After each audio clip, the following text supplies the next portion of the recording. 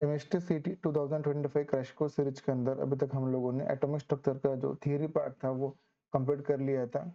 आज हम लोग इसके पीवाईक्यू डिस्कस करेंगे। इसके जो पीवाईक्यूज है, it's a mix combination of theoretical questions as well as the calculation based questions. Formula based सवाल से ज़्यादा डिफिकल्ट नहीं है। जिन्होंने एटॉमिक स्ट्रक्चर्स में बोर्स एटॉमिक थियरी के जो मेन फॉर्मूलेज है, radius, energy, nth orbit, wave number, Lyman series, Balmer series, uncertainty principle और आपका डी ब्रोगली वेवलेंथ का कॉन्सेप्ट अगर सही तरीके से पढ़ के रखा है तो बिलीव मी एटॉमिक स्ट्रक्चर जो है काफी सिंपल है। Even from JEE Mains point of view भी ये सिंपल है। तो without delay let's start with the today's lecture. तो पहले आज हम इसके पीवाईक्यूज देखेंगे 2024 के, और अगर पॉसिबल हुआ तो उसके 2023 के सवाल जो है वो भी हम इसमें ले लेंगे। चलिए, तो पहला सवाल आज का हमारा, what is the de Broglie wavelength for a particle having mass 6.64 10 की power minus 27 kilogram moving with a velocity of 3 into 10 की power 3 मीटर पर सेकंड। डी ब्रॉगली वेवलेंथ का कॉन्सेप्ट है, डी ब्रॉगली वेवलेंथ का कॉन्सेप्ट तो हमारा formula हो जाता है यहाँ पे lambda equal to H upon M we, H upon M we. H का वैल्यू आपको गिवन है यहाँ पे 6.63, 10 की power minus 34 divided by mass into velocity. Mass आपको किलोग्राम में लेना चाहिए, मास आपको किलोग्राम में लेना चाहिए, और मास किलोग्राम में ही देके रखा हुआ है 6.64, 10 की पावर माइनस 27। वेलोसिटी मीटर पर सेकंड में देना चाहिए, और वैसे प्रॉपर देके रखा हुआ है 3 10 की पावर 3। बस इसको सॉल्व कर दे तो आपको लैम्बडा का आंसर जो है वो सीधा आ जाएगा। यहाँ पे आप कैलकुलेशन देख लेंगे तो ये 6.63 बाय 6.64 या रफली 1 हो जाएगा, मतलब ये कैलकुलेशन आपका कैंसिल हो जाएगा। ठीक है, 10 की पावर को सेट करेंगे, -27 प्लस 3 -24 हो जाएगा, ऊपर जाएगा तो +24 हो जाएगा। ये हो जाएगा आपका 10 की पावर -10 हो जाएगा, और 1/3 अगर हम लेंगे तो आ जाएगा आपका 0.33, इस फॉर्मेट में आ जाएगा। अब आंसर जो है आपको, अच्छा ये आंसर आपको किस में आ जाएगा, तो ये अगर देखेंगे तो ये आंसर आपका आएगा मीटर में, और आपको इसको कन्वर्ट करना है नैनोमीटर में। तो 1 नैनोमीटर का मतलब होता है 10 की पावर -9 मीटर होता है। 10 की पावर -9 मीटर है, तो इसको हम 10 की पावर -9 में अगर कन्वर्ट करना चाहे तो हमारा बी आंसर जो है यहाँ पे सेट हो जाएगा, क्योंकि ये जो हमारा आंसर आया है ये मीटर में आया है और हमें चाहिए था नैनोमीटर के अंदर। तो बिल्कुल सिंपल फॉर्मूला बेस्ड सवाल आ जाते हैं। तो यहाँ पे इसको 10 से डिवाइड कर दो, 10 से मल्टीप्लाई कर दो, तो ये आंसर जो है आपका 10 की पावर -9 मीटर, मतलब ये हो गया 10 की पावर, सॉरी ये हो जाएगा आपका नैनोमीटर में आ जाएगा। This is nanometre. ठीक है, चलो अगला सवाल लेते हैं। Which of the following series of emission spectral lines in the hydrogen is observed for the visible region? देखिए बड़ा क्लियर सवाल है। विजिबल रीजन मतलब ये हमारा बामर सीरीज होता है। विजिबल रीजन मतलब बामर सीरीज। अल्ट्रावायलेट रीजन अगर है तो अपना होता है लाइबन सीरीज है, देन पास्चन है, ब्रैकेट है, पी फंड है, ये सारे सीरीज जो अपने इंफ्रारेड, फार इंफ्रारेड इस कैटेगरी में आते हैं। तो एकदम सिंपल सा सवाल था ये। अगला सवाल लेते हैं। What is the wave number of radiation having wavelength 0.25 micrometre. देखिए आपको वेवलेंथ गिवन है और वेव नंबर पता करा, तो वेवलेंथ और वेव नंबर में जो फॉर्मूला होता है, रिलेशन होता है कि wave number nu bar is equal to 1 upon lambda होता है। आप देखेंगे लैम्बडा यहाँ पे इन्होंने वेव नंबर का जो यूनिट है वो मीटर इनवर्स में देकर रखा हुआ है, मतलब हमें ये जो कैलकुलेशन है पूरा को मीटर में कन्वर्ट करना पड़ेगा। तो ये 1 अपॉन 0.25 को मैं लिख देता हूँ 25/100 लिख देता हूँ, और माइक्रोमीटर का मतलब होता है 10 की पावर -6 मीटर हो जाता है। बस ये कैलकुलेशन कर लेते हैं अपन लोग। ये 100 ऊपर चला जाएगा, 100/25 कर देंगे, तो 100/25 कर दो, और ये 10 की पावर जो है 6 इसको ऊपर लेके चले जाओ, तो आपका आंसर जो है 4 × 10 की पावर 6 मीटर इनवर्स हो जाएगा, और हमारा बी ऑप्शन जो यहाँ पे मैच कर जाएगा। मतलब लेस देन 30 सेकंड में आप ये क्वेश्चन जो है कर सकते हैं। विच of the following series contain 20 electrons. कौन से स्पीशीज में 20 इलेक्ट्रॉन है।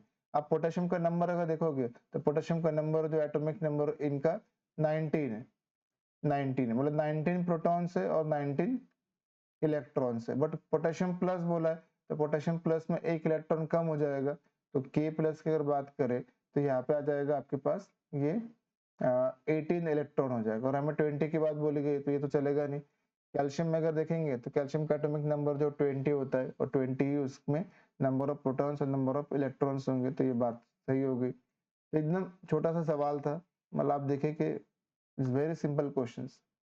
Calculate radius of the first orbit of helium plus ion. कल भी हम लोगों ने पढ़ा था कि मैक्सिमम क्वेश्चन जो रेडियस के ऊपर जब बनते हैं, बेसिकली आपको फॉर्मूला याद कर लेना है कि रेडियस इन nth ऑर्बिट का हमारा फॉर्मूला था 0.529 इंटू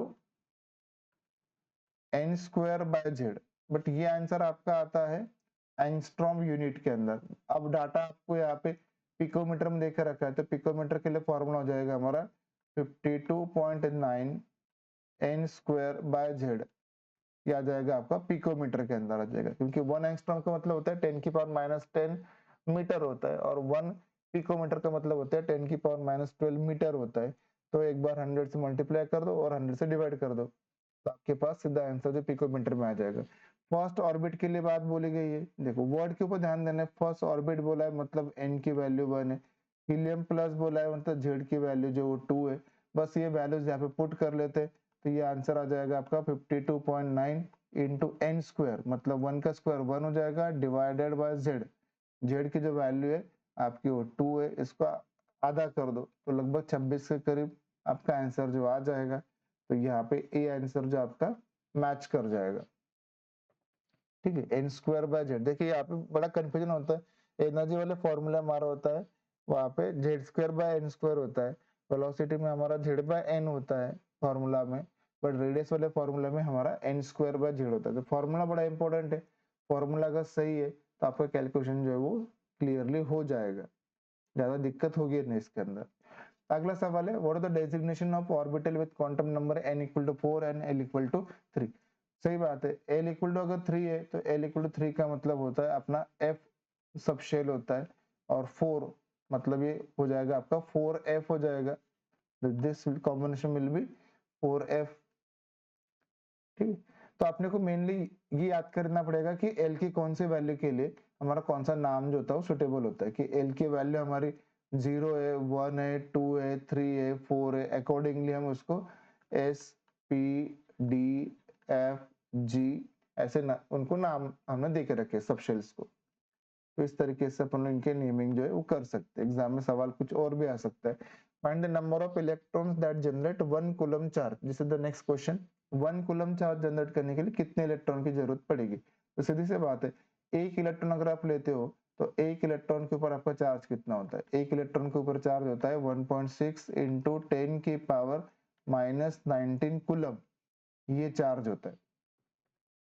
मतलब 1.6 10 की पावर -19 कूलम चार्ज जनरेट करने के लिए एक इलेक्ट्रॉन चाहिए ना, सीधी सी बात है कि 1.6 10 की पावर -19 कूलम के लिए एक इलेक्ट्रॉन चाहिए, तो एक कूलम के लिए कितने इलेक्ट्रॉन चाहिए होगा, क्रॉस मल्टीप्लाई कर दो सीधा, अगर क्रॉस मल्टीप्लाई कर दोगे आप तो ये आंसर आपको कितना आ जाएगा, ये आ जाएगा 1 अपॉन 1.6, 1.6 को हम 16 10 की पावर -1 कर लेते हैं, और ये 10 की पावर -19 था ही सही अपने पास, इनको ऊपर लेके जाओ तो ये हो जाएगा आपका 10 की पावर 20 हो जाएगा, 10 की पावर 20, 10 की पावर 20 और 1/16 अगर करेंगे तो 0 पॉइंट कितना आ जाएगा, 0.06, 16 इंटू 6 करोगे तो 96 होता है, 4 बचेंगे तो, और 16 इंटू 2 कर दो 32 हो जाएंगे, तो 0.062 10 की पावर 20, या तो फिर बोल देंगे 6.2 10 की पावर 18, मतलब आपका जो आंसर है वो ए आंसर जो है वो सही हो जाएगा। तो बिल्कुल सिंपल सा सवाल था। कल का जो थियरी लेक्चर अगर आपने अभी तक नहीं देखा है तो एक बार थियरी लेक्चर का समझेंगे तो आपके सवाल जो है बड़े आसान है, आप तुरंत हो जाएंगे। वापिस से अगेन रिपीटेड सवाल है, calculate radius of the first orbit of lithium plus ion. Again radius का सवाल है, फॉर्मूला लिख देंगे, आंसर पिकोमीटर में देखा रखा है, तो रेडियस इन nth ऑर्बिट का फॉर्मूला था हमारे पास 52.9 into n square by Z, n square by Z, ये आंसर आ जाएगा आपका पिकोमीटर के अंदर। This value will be 52.9 n square, वापिस से फर्स्ट ऑर्बिट बोला है मतलब एन की वैल्यू 1 बोल के रखिए, लिथियम है तो जेड की वैल्यू जो 3 है, तो 1 का स्क्वायर 1 हो जाएगा डिवाइडेड बाय जेड का वैल्यू जो 3 हो जाएगा। लगभग आपका जो है आंसर जो है वो 17 के करीब आ जाएगा। 17 3 जो 51 होता है। इस कैलकुलेशन कर दो आप, तो ये क्वेश्चन हो जाएगा। तो देखिए आपका ये सवाल जो है ना बड़े आसान सवाल है। मतलब आपको एटॉमिक स्ट्रक्चर का जो भी क्वेश्चन आएगा, एक या दो क्वेश्चन आपके 100% ये क्वेश्चन सही हो जाएंगे। What the total number of orbitals in present in the n shell? एक पर्टिकुलर और शेल के अंदर कितने ऑर्बिटल प्रेजेंट होते हैं? तो पहले हम एन शेल देख लेंगे ना। देखिए हमारे पास नेमिंग कैसा अपना अपना जो नेमिंग है वो है के एल एम एन, इस तरीके से नेमिंग है। तो के शेल का मतलब है कि अपना जो प्रिंसिपल क्वांटम नंबर है वो 1 है, फर्स्ट शेल है, सेकंड शेल है, थर्ड शेल है और फोर्थ शेल है। तो किसी भी शेल के अंदर जो नंबर ऑफ ऑर्बिटल्स होते हैं वो कितने होते हैं? तो कल भी हम लोग देखा था कि number of orbitals in a given shell, number of orbitals in given shell is always equal to n square। n square के बराबर होते हैं। तो n की वैल्यू 4 है, तो 4 का स्क्वायर कर दो 16। वैसे अगर m शेल आया तो 3 का स्क्वायर कर देना, k शेल आया, l शेल आया, अकॉर्डिंगली हम लोग नंबर ऑफ ऑर्बिटल्स जो है वो कैलकुलेट कर सकते हैं। ठीक, चलो अगला सवाल लेते हैं। Which from the following statement is not correct regarding the Bohr's model? Bohr's model के बारे में कौन सा स्टेटमेंट सही नहीं है? हुँ? तो ये वाला जो सी स्टेटमेंट है देखिए ये सही नहीं, यही उसका ड्रॉबैक था। कल भी हम लोगों ने पढ़ा था कि बोर्स मॉडल जो वो जीमन इफेक्ट और क्रॉम्पटन इफेक्ट इन दोनों को एक्सप्लेन नहीं कर पाता है। Compton effect and Zeeman effect as well as uncertainty principle जो है इसको भी हमारा बोर्स मॉडल जो है एक्सप्लेन नहीं कर पाता है। तो ये थोड़ा फैक्ट बेस्ड सवाल था, इसको हम याद रख लेंगे। Splitting of the spectral line in presence of the electric field in presence of the magnetic field, ये हम लोगों ने कल वहां पे पढ़ा था। स्टार्क इफेक्ट है, क्रॉम्पटन इफेक्ट है। अगला सवाल है identify orbital having highest energy from the following. ये एनर्जी हम कैसे पता करते हैं? हाईएस्ट एनर्जी के लिए इनफैक्ट हम लोग जो है वो n प्लस एल वैल्यू देख लेते हैं कि n प्लस एल वैल्यू जो वो एनर्जी से प्रोपोर्शनल होता है। जिनका n प्लस एल ज्यादा होगा उनका एनर्जी ज्यादा होगा। अगर दो n plus l value same हो जाएंगे तो हम देखेंगे कि वहां पे जिसका n ज्यादा होगा उसका एनर्जी ज्यादा होगा। और वैसे भी अगर आपको सीरीज याद है तो सीरीज से भी काम हो सकता है। जो अबव प्रिंसिपल का जो इलेक्ट्रॉन कंस्ट्रक्शन का सीरीज है वहां से भी आप देख सकते हो।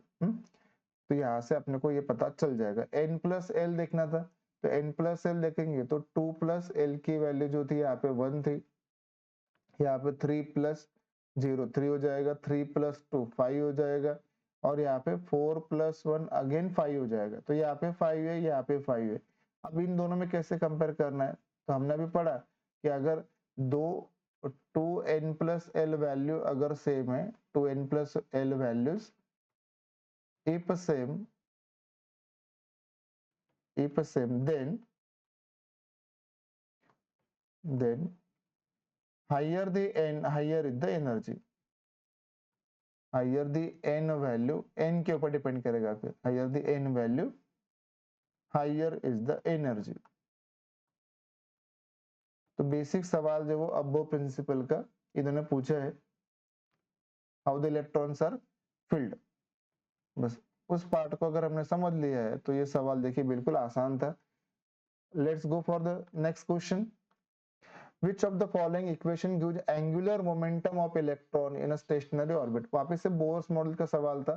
तो angular momentum in nth orbit is given by the formula mvr equal to nh upon 2 pi। ये डायरेक्ट फॉर्मूला होता है हमारा mvr equal to nh upon 2 pi, angular momentum in a particular orbit। हाँ, angular momentum in orbital पूछा होता तो फिर formula अपना अलग होता है। अगला सवाल है what is the wave number of the lowest transition. देखिए यहाँ पे लैंग्वेज को समझना बड़ा जरूरी है। लोवेस्ट ट्रांजिशन का मतलब है लोवेस्ट एनर्जी डिफरेंस। अब लोवेस्ट एनर्जी डिफरेंस तो तब रहेगा जब इलेक्ट्रॉन बिल्कुल क्लोज डिस्टेंस से जो है जंप करेगा ग्राउंड शेल के अंदर। लाइमन सीरीज बोला है, लाइमन सीरीज के लिए जो एन वैल्यू होता है ग्राउंड लेवल जो होता है 1 होता है और लोवेस्ट एनर्जी डिफरेंस के लिए इलेक्ट्रॉन बिल्कुल जो पास का एनर्जी शेल होगा वहां से जंप करना चाहिए, तो पास का जो एनर्जी शेल है वो हो जाएगा lowest energy transition. Lyman series के लिए अगर हमें देखना है तो n1 की वैल्यू 1 पुट कर दो और n2 का वैल्यू जो 2 पुट कर दो। कल हम लोगों ने पढ़ा था हाईएस्ट एनर्जी मतलब इलेक्ट्रॉन बहुत दूर से जंप करना चाहिए, बहुत दूर मतलब इनफिनिटी पुट करना पड़ेगा। बट जब लोएस्ट एनर्जी डिफरेंस अगर देखना है तो n का वैल्यू जो आपको बिल्कुल ग्राउंड लेवल प्लस 1 पुट करना पड़ेगा। तो ग्राउंड लेवल 1 था तो n2 की वैल्यू 2 कर दी। मुझे वेव नंबर का सवाल पूछा गया है तो वेव नंबर का सवाल जो है 1 बाय लैम्डा या तो न्यू बार जिसको हम बोलते हैं, this formula is given by the are H into Z square into 1 upon n1 square minus 1 upon n2 square. बस यहाँ पे अपने को वैल्यूज पुट कर देने, अगर वैल्यूज पुट कर लेते हैं अपन लोग, देखिए आपका ये सवाल जो है बड़ा आसान है। This is 1 upon n2 square, ठीक है। हाइड्रोजन बोल दिया है, ठीक, कुछ बोला नहीं यहाँ पे, तो हाइड्रोजन की वैल्यू जो है जेड की वैल्यू 1 ले लेंगे अपन लोग, जेड की वैल्यू 1 ले लेंगे। अच्छा हीलियम बोल रहा हो तो हीलियम के लिए अकॉर्डिंग में देख लेना है, यहाँ पे कुछ मेंशन नहीं किया था तो जेड की वैल्यू 1 पुट कर दिया, आर एच इंटू 1 का स्क्वायर और ये हो जाएगा 1 अपॉन 1 का स्क्वायर 1 हो जाएगा, माइनस 1 अपॉन 2 का स्क्वायर जो 4 हो जाएगा, 1 माइनस 1 बाई 4 कर दो तो आपका आंसर जो 3 बाई 4 इंटू आर एच जो है ये अपना आंसर आ जाएगा। तो 3 बाई 4 इंटू आर एच कर देना है तो आपका जो ऑप्शन ए है वो यहाँ पे मैच कर जाएगा। ठीक, चलो अगला सवाल लेते हैं अपन लोग, कोशिश करेंगे कि हम 2024 का सवाल जो एटलीस्ट कंप्लीट कर पाए। Which of the following orbital is shown by the n equal to 3 and l equal to 2। वापस से देखिए l इक्वल टू 2 है मतलब आपका d सबशेल है, मतलब हो गया 3d हो जाएगा, तो 3d is the correct combination. तो हमें याद कर लेना कि l की वैल्यू 0 1 2 3 कैसे है, अकॉर्डिंगली हम उसको एसपीडीएफ जो है वो बोल सकते हैं। 1 2 3 4 अगर है तो accordingly s p d f g ये उनका नॉमेनक्लेचर है। अगला सवाल में जाते हैं, what the frequency of the violet light having wavelength 400 nanometre. Frequency की बात बोली गई तो फ्रीक्वेंसी जो होता है frequency is equal to c upon lambda होता है। तो सी का वैल्यू देख लेंगे, फ्रीक्वेंसी अपना आता है पर सेकंड आता है, ठीक है। फ्रीक्वेंसी पर सेकंड है तो वेलोसिटी 3 इंटू 10 की पावर 8 मीटर पर सेकंड ले लेते हैं। अगर इसको मीटर पर सेकंड ले लिया, इसको मीटर पर सेकंड अगर ले रहे हैं तो वेवलेंथ हमें मीटर में लेना पड़ेगा। तो वेवलेंथ अगर मीटर में लेना है तो ये 400 नैनोमीटर है और 1 नैनोमीटर का मतलब होता है 10 की पावर माइनस 9 मीटर हो जाता है। बस ये कैलकुलेशन आप कर दो तो यहाँ पे 10 की पावर पहले डिनोमीटर में कितना हो जाएगा, 10 की पावर माइनस 7 हो जाएगा, ऊपर लेके जाओगे तो प्लस 7 हो जाएगा, 8 प्लस 7 15 कर दो, 3 बाई 4 कर देना है, 3 बाई 4 का वैल्यू हो जाएगा आपका 0.75 हो जाएगा। तो 3 बाई 4 10 की पावर इसको ऊपर लेके गए तो 8 8 16 कितना हो जाएगा आपके पास 10 की पावर 15 हो जाएगा ये। तो 3 बाई 4 मतलब 0.75, तो 0.75 7.5 10 की पावर 14, ये अपना कैलकुलेशन हो जाएगा यहाँ पे। ठीक है, सिंपल सा कैलकुलेशन था, वो आप आराम से कर सकते हैं। अगेन सवाल है what is the radius of the first orbit of helium plus. देखिए फर्स्ट ऑर्बिट की बात बोली गई, एन की वैल्यू 1 है, हीलियम प्लस बोला है तो जेड की वैल्यू आपको 2 लेनी है। फॉर्मूला आंसर आपको पिकोमीटर में निकालना है, चलो निकाल लेते पिकोमीटर में। Radius in nth orbit equal to 52.9 into n square by Z, picometre में आ जाएगा। तो वापिस से रिपीटेड सवाल ही था अपना ये, तो 52.9 n की वैल्यू 1 थी, 1 का स्क्वायर अपॉन जेड का वैल्यू 2 था, तो 26 का डबल 52 होता है, तो हो जाएगा आपका 26.45 पिकोमीटर, ये अपना आंसर यहाँ पे सेट हो जाएगा। ठीक है, तो अगला सवाल लेते हैं, which parameter is indicated by the number of waves passing through the given point in 1 second। number of waves passing through a given point in 1 second को हम फ्रीक्वेंसी बोलते हैं। तो डायरेक्ट डेफिनेशन पूछा है, फ्रीक्वेंसी का डेफिनेशन क्या है, वैसे वेवलेंथ वेव नंबर का डेफिनेशन पूछ सकते हैं आपको। अगला सवाल है, which of the following rule states that it is impossible to determine the simultaneous exact position and exact momentum of the electron। बिल्कुल आसान सवाल था कि कौन सा ऐसा रूल है जो आपको ये सिखाता है कि exact position exact momentum decide नहीं कर पाएंगे। ये था अपना हाइजेनबर्ग अनसर्टेनिटी प्रिंसिपल। मतलब वापस से बेसिक डेफिनेशन के ऊपर सवाल है। देखो सीईटी के सवाल बड़े आसान है।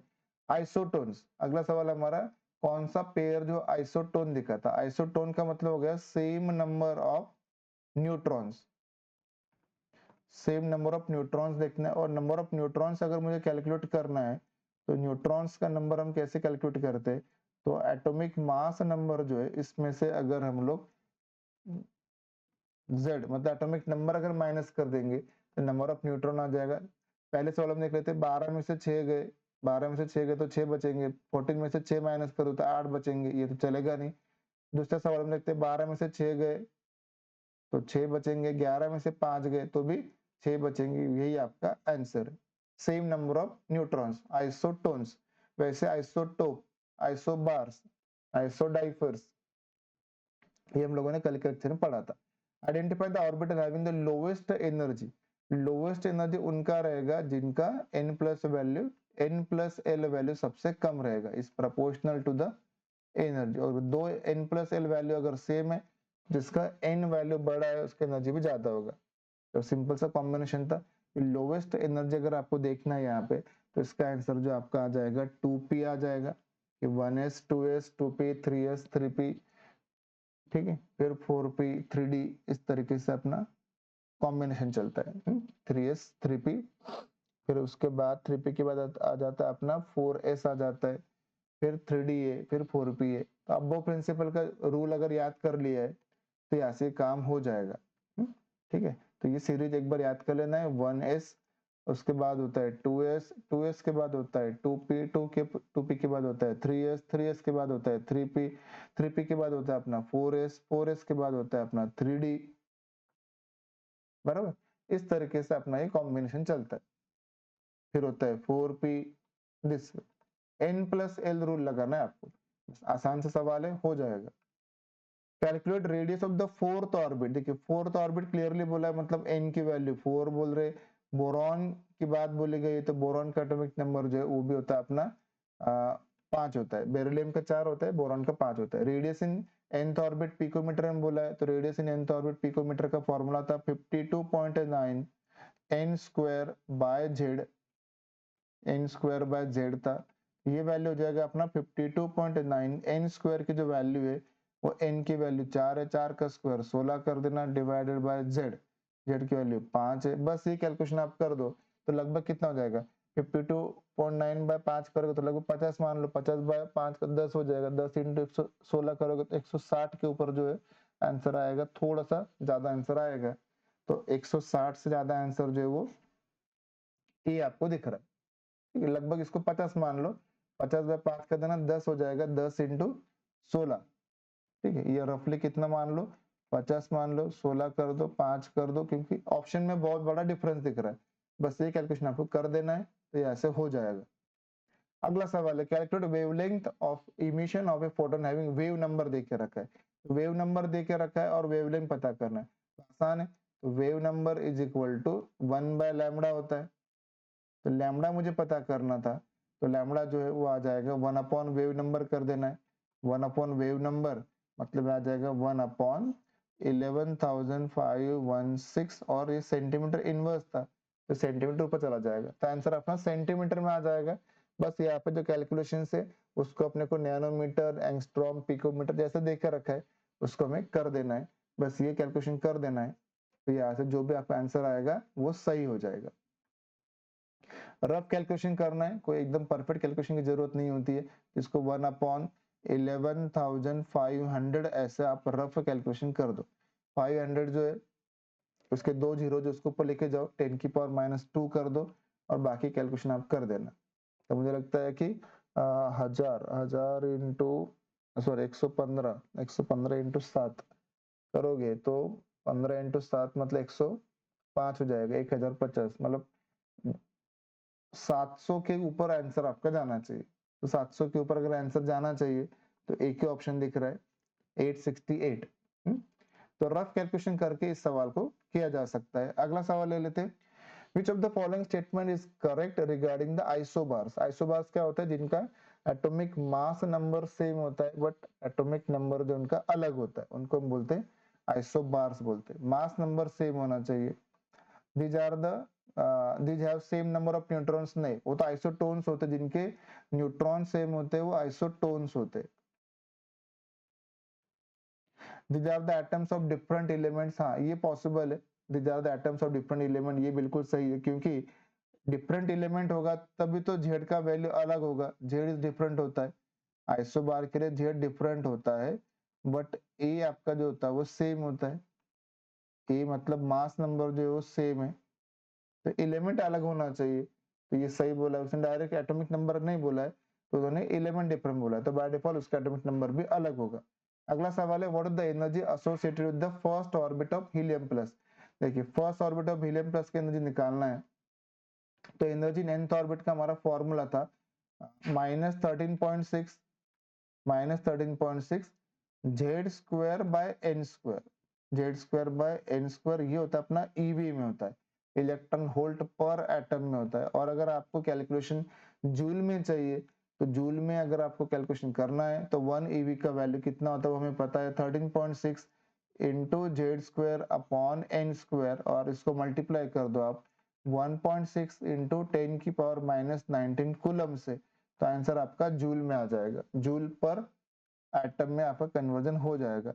या फिर इसको एक ही बार फॉर्मूला याद कर लेना है, 2.18 होता है, 10 की पावर -19 होता है, सॉरी माइनस कितना हो जाएगा अपना 13.6 इंटू 1.6 कर दोगे तो लगभग 21.8 हो जाएगा, तो उसको 10 हाँ -2.18 10 की power -18 Z square by n square, ये आंसर आपका जूल पर एटम में आ जाएगा। अब वो फर्स्ट ऑर्बिट ऑफ हीलियम के बाद बोला गया है, तो फर्स्ट ऑर्बिट ऑफ हीलियम अगर बोला गया है तो सीधी सी बात है फर्स्ट ऑर्बिट मतलब एन की वैल्यू 1 बोल दी है, और हीलियम है तो जेड की वैल्यू वहां पे 2 बोल के रखा है, बस ये कैलकुलेशन आप कर दो और आप यहाँ से देखो कि आपका कौन सा आंसर जो यहाँ पे मैच कर रहा है, तो जेड की वैल्यू 2 है तो 2 का स्क्वायर 4 हो जाएगा, लगभग इसका 4 टाइम जितना वैल्यू जो है वो आ जाएगा, 13.6 का 4 टाइम जितना वैल्यू आप कर दो और जो आपका आंसर मैच करेगा वो क्लोजेस्ट आंसर आपका हो जाएगा। ठीक है, तो हीलियम प्लस के लिए ये हमारा यहाँ से कैलकुलेशन जो है आसानी से हो जाएगा।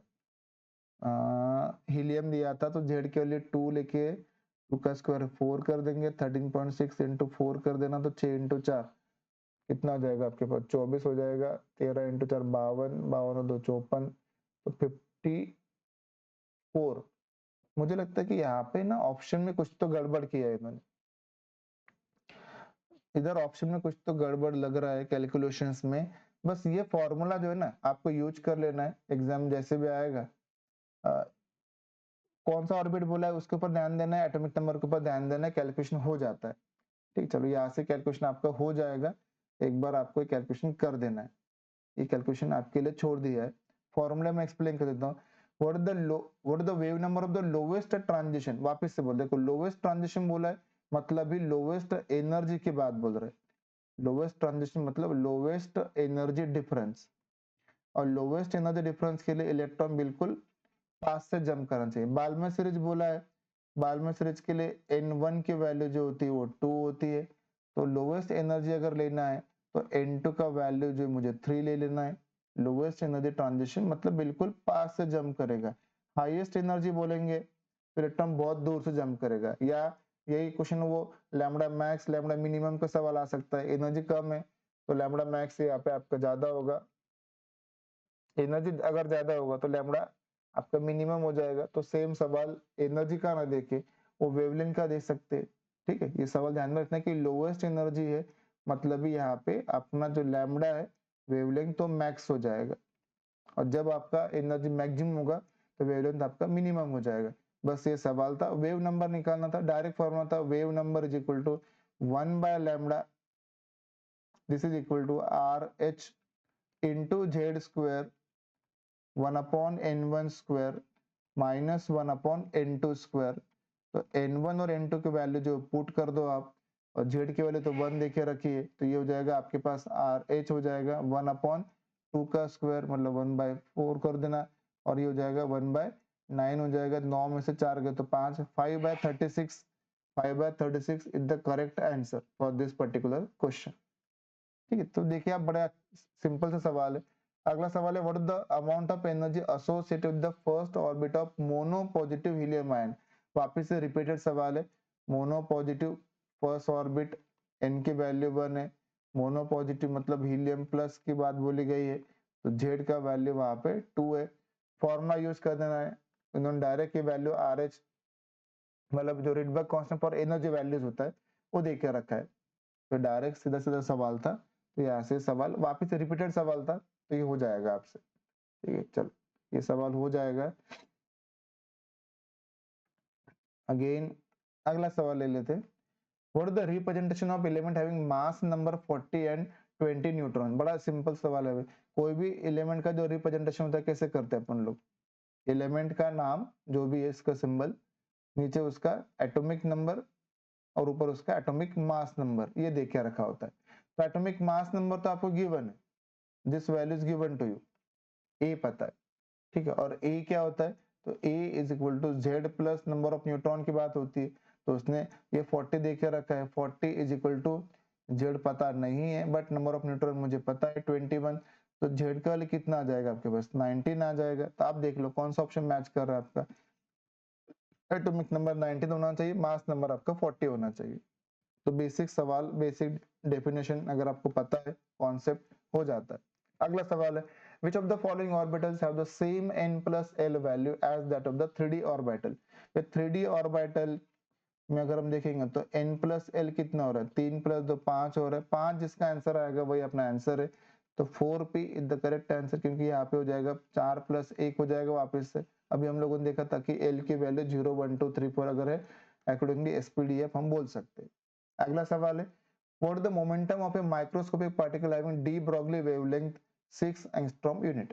डी ब्रॉगली वेवलेंथ का सवाल है, मतलब फॉर्मूला बनेगा lambda is equal to H upon M we, H upon M v या एच अपॉन पी। पी मतलब अपना मोमेंटम, मोमेंटम निकालना था तो एच अपॉन लैम्बडा कर देंगे, एच अपॉन लैम्बडा कर देंगे। लैम्बडा को मीटर में लेना पड़ेगा। एच का वैल्यू आपको देकर रखा है, एच का वैल्यू देकर रखा है 6.63, वैल्यू पुट कर दो आप। अगर ये वैल्यू मैं पुट कर दूं 6.63 10 की पावर माइनस 34, लैम्बडा मीटर में चाहिए, लैम्बडा मीटर में चाहिए था, लैम्बडा हमें किस में देकर रखा है? एंगस्ट्रॉम में देकर रखा है। तो एंगस्ट्रॉम 1 एंगस्ट्रॉम का वैल्यू होता है 10 की पावर माइनस 10 मीटर होता है। बस ये रफ कैलकुलेशन कर दो, माइनस 34 और प्लस 10 कर देना, तो माइनस 24 हो जाएगा और लगभग 1.1 हो जाएगा। 6.6 बाय 6 करोगे तो 1.1, 10 की पावर माइनस 24 आपका आंसर आ जाएगा यहाँ पे। अगला सवाल लेते हैं, what is the energy associated with the fourth orbit of hydrogen atom? देखिए वापस से एकदम वही की क्वेश्चन जो है ना रिपीट होते हैं, मतलब थोड़ा सा डाटा चेंज कर देंगे। एनर्जी nth ऑर्बिट का फॉर्मूला अगर आपको पता है, माइनस 2.18 10 की power minus 18 Z square by n square, ये अपना फॉर्मूला है। Z square by n square joule में पर एटम। फोर्थ ऑर्बिट बोला है, फोर्थ ऑर्बिट बोला मतलब एन की वैल्यू 4 है, हाइड्रोजन एटम बोल दिया तो जेड की वैल्यू 1 है। वैल्यू पुट कर दो आप, माइनस 2.18 10 की पावर माइनस 18, जेड की वैल्यू 1 थी, एन की वैल्यू 4 थी, 4 का स्क्वायर 16 हो जाएगा। बस ये कैलकुलेशन कर देना है और आप देखो कि आपका आंसर जो यहाँ पे मैच कर जाएगा। ठीक है, तो 16 म्हणजे 16 मतलब 0 पॉइंट समथिंग आएगा ना, 0.1 समथिंग आएगा ये। मुझे लगता है कि माइनस कितना आ जाएगा, 16 म्हणजे 16 कर देंगे तो 21 में से 16 गए मतलब 5 बचेंगे, 5 और 8 58 हो गए। 16 इंटू 3 कर दो आप, 16 इंटू 3 कर दो तो 48 हो जाएगा। 10 की पावर माइनस 18, तो 13 वाला ऑप्शन जो है वो देख लेना है, हो जाएगा आपका आंसर। तो सिंपल से कैलकुलेशन से हो जाते कैलकुलेशंस। अगला सवाल है, which from the following species does not have the number of electrons similar to the other species? ये सिमिलर इलेक्ट्रॉन की जब बात बोलेंगे तो ये आइसो इलेक्ट्रॉनिक की बात बोल रहे, तो एटॉमिक नंबर पता होना चाहिए। नियॉन का एटॉमिक नंबर आपका जो है वो 10 होता है, मतलब इसके इलेक्ट्रॉन जो है वो 10 इलेक्ट्रॉन है, 10 इलेक्ट्रॉन। ऑक्सीजन की बात बोली गई है, ऑक्सीजन का एटॉमिक नंबर 8 होता है प्लस 2 मतलब 10 इलेक्ट्रॉन है। सोडियम की बात बोली गई है तो 11 उसका एटॉमिक नंबर है, मतलब 11 इलेक्ट्रॉन्स है। और Na प्लस बोला है तो 11 इलेक्ट्रॉन माइनस 1 करना पड़ेगा, मतलब ये भी 10 आ जाएगा। तो ये आपका सी सवाल जो यहाँ पे हो जाएगा। ठीक है, चलो अगला सवाल लेते हैं, calculate the frequency if the wavelength is 750 nanometre. Frequency पता करना है, frequency mu is equal to c upon lambda होता है। ठीक है, frequency is equal to mu equal to c upon lambda होता है। एनर्जी वाला फॉर्मूला जो है वहां से ये फॉर्मूला याद कर लेना। बेसिकली एनर्जी में हम वही यूज करते हैं, एच सी बाय लैम्डा होता है या एच न्यू होता है, तो nu equal to C by lambda. C आपको मीटर में लेना पड़ेगा, वेलोसिटी ऑफ लाइट 3 × 10⁸ मीटर पर सेकंड है। अगर ये मीटर पर सेकंड ले रहे तो आपको वेवलेंथ जो वो मीटर में लेना पड़ेगा। 750 नैनोमीटर देकर रखा है तो 10⁻⁹ कर देना है, ये आपको मीटर में कन्वर्ट कर देना है और यहाँ से कैलकुलेशन कर देना है। तो यहाँ से 10⁻⁸ हो जाएगा, डिनोमिनेटर ऊपर जाएगा तो +8 हो जाएगा। 10⁻16 कर देना है, 10⁻16 और ये 3/75 मतलब 1/25, और 1/25 अगर करोगे तो फिर ये आपका 0.04 आ जाएगा। मुझे लगता है कि बी आंसर जो सही हो जाएगा। ठीक है, 1/25 जो ये हो जाएगा अपना 0.04 10⁻16 हो जाएगा और बी ऑप्शन आपका मैच कर जाएगा। ठीक है, चलो देखिए 2024 के सवाल जो थे हम लोगों ने कर दिए। अभी 2023 के सवाल भी देख लेते। Find the number of orbitals and maximum electron respectively present in the M shell. ठीक है, नंबर ऑफ ऑर्बिटल कितने होते हैं एक पर्टिकुलर शेल के अंदर, तो number of orbital in the given shell is always equal to n² होता है। तो एम शेल बोला, अभी आपको बोला था कि K L M N ये हमारे शेल की नेमिंग से एटॉमिक नंबर, सॉरी जो प्रिंसिपल क्वांटम नंबर होता है 1 2 3 4 इस तरीके से होता है। 3 का स्क्वायर प्लस 9 अपने नंबर ऑफ ऑर्बिटल होने चाहिए और 9 एक ही जगह दिख रहा है, हो जाएगा। नंबर ऑफ इलेक्ट्रॉन्स कितने होते हैं तो 2n² होते। नंबर ऑफ इलेक्ट्रॉन जो होते एक शेल के अंदर वो 2n² होते, तो 9 का डबल 18 हो जाएगा। यहाँ से आंसर आ जाएगा। अगला सवाल है अपना, calculate radius of the third orbit of helium plus. देखिए थर्ड ऑर्बिट बोला मतलब एन की वैल्यू 3 है, हीलियम प्लस बोला तो जेड की वैल्यू आपकी 1 है। Radius in nth orbit picometre में बोला है तो हो जाएगा आपका 52.9 इंटू n² बाय जेड, ये आंसर आपका पिकोमीटर में आ जाएगा। तो यहाँ पे देखिए 52.9 n², n मतलब 3 का स्क्वायर, तो ये 9 हो जाएगा। और हीलियम प्लस बोला है सॉरी, तो जेड का वैल्यू 2 हो जाएगा, तो ये वैल्यू आपका 2 है। बस ये कैलकुलेशन आप कर दो तो यहाँ से आपका कैलकुलेशन जो वो हो जाएगा। तो इसको अगर आप रफली भी करोगे तो ये कितना आएगा आपके पास, ये लगभग 26 आ जाएगा। 26 इंटू 9 कर देना है, 26 इंटू 10 कर दो तो 260 होता है। 260 से कम आंसर आपको दिखना चाहिए, 260 से कम आंसर जो आपका सी ऑप्शन मैच कर जाएगा। तो देखिए तो सवाल जो है ना बड़े आसान है, बिल्कुल सिंपल सवाल है। विच of the following electromagnetic radiation produce lowest energy. Lowest energy मतलब वेवलेंथ मैक्सिमम होना चाहिए, और मैक्सिमम वेवलेंथ तो रेडियो वेव्स का होता है। ठीक है, यहाँ पे उसने बोला है कि एनर्जी लोवेस्ट होना चाहिए, मतलब ही वो एक तरीके से बोलना चाह रहे हैं कि लैम्बडा जो है वो आपका मैक्स होना चाहिए, और रेडियो वेव्स होते हैं उनका वेवलेंथ सबसे ज्यादा होता है। अगला सवाल ले लेते हैं, calculate the wave number of protons. देखिए वेव नंबर बोला है मतलब म्यू बार मतलब 1/λ निकालने की बात बोली गई है। Of proton emitted during the transition from 3 to 2 in the hydrogen atom. तो फॉर्मूला सीधा 1/λ will be equal to RH into Z square 1/n1² minus 1/n2²। ओह थोड़ा सा वेट करेंगे, हो जाएगा 1/n2²। तो 1/n1² माइनस 1/n2²। n1 अपना वो लोअर एनर्जी लेवल होता है, लोअर एनर्जी लेवल, और n2 का मतलब होता है अपना हायर एनर्जी लेवल है। This is higher energy level. बस यहाँ से हम लोगों ने ये बात कर लिया तो कैलकुलेशन हो जाएगा। यहाँ से जिस वैल्यूज पुट कर देनी, बाकी काम आपका बिल्कुल आसान है। हाइड्रोजन एटम की बात बोली गई है तो देखिए आप हाइड्रोजन एटम बोलो जेड की वैल्यू 1 है, बस कैलकुलेशन कर देना है यहाँ पे RH इंटू 1/2 का स्क्वायर, मतलब ये तो मुझे बाल्मर सीरीज लग रहा है ना, 3 से 2 मतलब बाल्मर सीरीज में आ रहा है, तो ये हो जाएगा अपना 1/2 का स्क्वायर माइनस 1/3 का स्क्वायर। बस ये कर देना, आपको 9 में से 4 गए तो 5/36 इंटू RH, ये कैलकुलेशन कर देना है। और रिडबर्ग कांस्टेंट का जो वैल्यू है वो भी आपको देकर रखा हुआ है, तो डायरेक्टली वैल्यू पुट कर देना है 109677, और ये कैलकुलेशन यहाँ से हो जाएगा। ठीक है, पुट द वैल्यू 5/36 और 109677, डन। तो सीधा फॉर्मूला बेस्ड सवाल था, ये हो जाएगा आपका।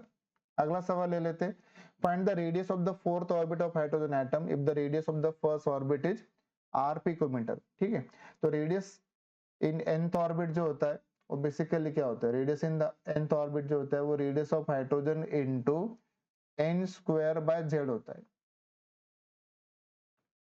Radius of hydrogen into n square by z होता है। तो रेडियस ऑफ हाइड्रोजन मतलब ये फर्स्ट ऑर्बिट का रेडियस होता है ना, रेडियस ऑफ द RH मतलब radius of the first orbit of hydrogen, वो वैल्यू आपको r दे के रखा है। फोर्थ ऑर्बिट बोला है, फोर्थ ऑर्बिट मतलब n की वैल्यू 4 की बात बोली गई है। आप देखो तो 4 का स्क्वायर करना पड़ेगा मुझे, 4 का स्क्वायर करना पड़ेगा, z का वैल्यू मुझे 1 दे के रखा है, तो आंसर जो 16r आ जाएगा। बस प्रॉब्लम थोड़ा सा ट्विस्ट कर दिया है उन्होंने। अगला सवाल है, which from the following colored light has the highest energy? Highest energy किसका होगा? तो अपने को ये विबग्योर वाला जो कॉन्सेप्ट है ना वो पता होना चाहिए। VIBGYOR, रेड की तरफ जाएंगे तो वेवलेंथ बढ़ता है और इधर जाएंगे तो एनर्जी बढ़ेगा। Energy and wavelength inversely proportional है, तो वायलेट लाइट जो होगा उसका एनर्जी सबसे ज्यादा होगा। ठीक है, एक और सवाल ले लेते। आई थिंक अभी आपको थोड़ा कॉन्फिडेंस आ रहा होगा कि सवाल बड़े आसान है। वापिस से सवाल जो है रेडियस का सवाल है, फोर्थ ऑर्बिट बोला है, n की वैल्यू 4 है, तो रेडियस इन nth ऑर्बिट का वैल्यू हो जाएगा 52.9 into n square by z, n square by z मतलब 4 का square divided by z, z का वैल्यू 1 है। कैलकुलेशन कर देना, तो 16 इंटू 5 भी करोगे तो 16 इंटू 5 कितना होता है आपका 800 होता है, तो 800 के ऊपर आंसर जाएगा, 800 के ऊपर आंसर एक ही ऑप्शन। तो देखिए आपके सवाल बड़े आसान थे, तो अगर आप यहाँ पे जो कैलकुलेशन है फॉर्मूला अगर याद कर लेते हैं, बेसिकली रेडियस है, एनर्जी nth ऑर्बिट है, वेव नंबर है, डी ब्रोगली वेवलेंथ है, अनसर्टेनिटी प्रिंसिपल के सवाल बन सकते हैं।